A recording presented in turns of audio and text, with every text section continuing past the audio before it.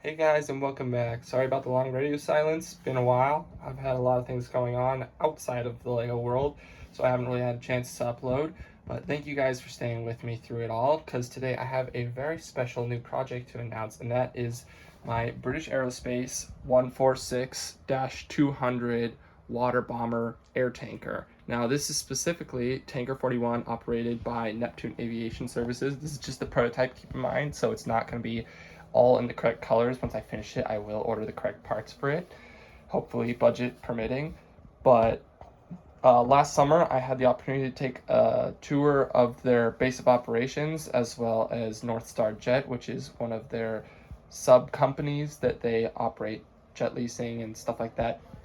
But basically, Tanker 41, so I have a little pamphlet I got from them right here. Tanker 41 is this one right here. This is a action shot of it. This is the one that I specifically got to see in person, and on screen here, you'll see in just a second a picture that I took of it. We actually got to go up really close and see it in person. It was really cool, but basically just what I have thus far is the fuselage, and you may be wondering, well, why don't I have more of the fuselage floor? And that's just because where it tapers, I haven't gotten that worked out yet. I want to work on the nose and the tail separately. I'm not sure if I can, but I'm hoping to be able to make basically this spot right here and probably just a little bit after this spot right here, maybe sections that break off so that you can store it or travel with it easier. I'll just kind of get into what I have. I mean, I've already showed you guys all of it. I have obviously the wing. I have the parts for the wing. I just haven't assembled it yet because I want to finalize the design for the engines, because I have the engines, the engine pylons mostly there. The wing is mostly there. Flat tracks are mounted and everything, but I just haven't found something for the engines because, as you see, the engines are just the wrong size. They're not quite 4 studs, but they're also, let's see if I have 5 studs. Yep, they're about 5 studs. So that's really tricky to work with, especially when you consider, I think I have frontal view on the blueprint here. There, that's the frontal view. So they taper quite a bit, but that's just proving kind of tricky for me at the moment. So I've taken a break for that because I also have another project that I'm trying to rush.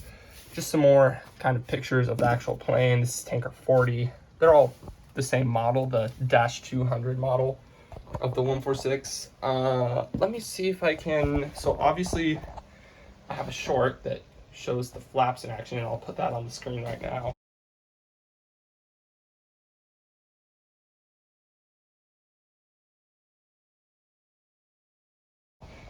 But other than that, I just have the wing and a little bit of the roof. The reason I don't have the roof behind the fuselage is because, as you can see right here, this leads up and it tapers quite a bit to this 2x2 by 2/3 curve slope, I think it is.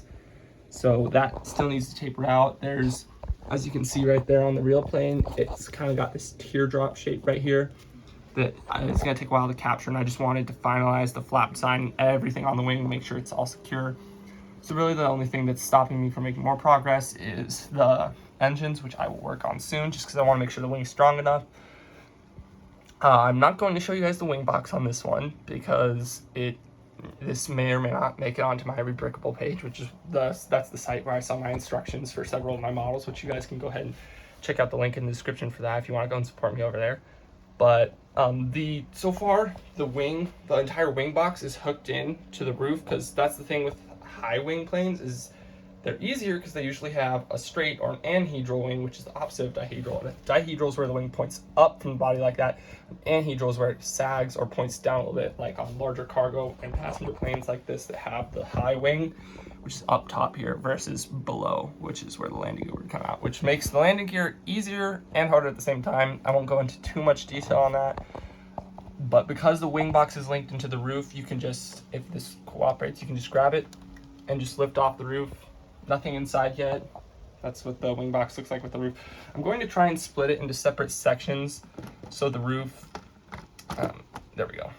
I'm going to try and split into separate sections so the roof can be removed, like probably right about here to the front, and then right about here, including the vertical and horizontal stabilizers, will lift off for the roof. Now, I mean, really, that's the end of, I think it's actually back here is where the end of the cabin is, because these are rear exit doors, even though they have those welded shut on the water bomber, especially Neptune Aviation. There's a few others out there that operate this plane, but you don't really see this plane in commercial service anymore.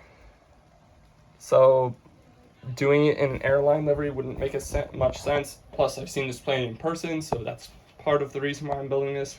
But anyways, that's all for this video. I will post new update videos for this project as I move further along. In the meantime, I have another project or two, specifically one that I'm trying to rush at this point because I'm trying to do pre-orders for a kit, which should be out soon, so stay tuned for that announcement. And I will see you guys in the next one. Catch you on the brick side.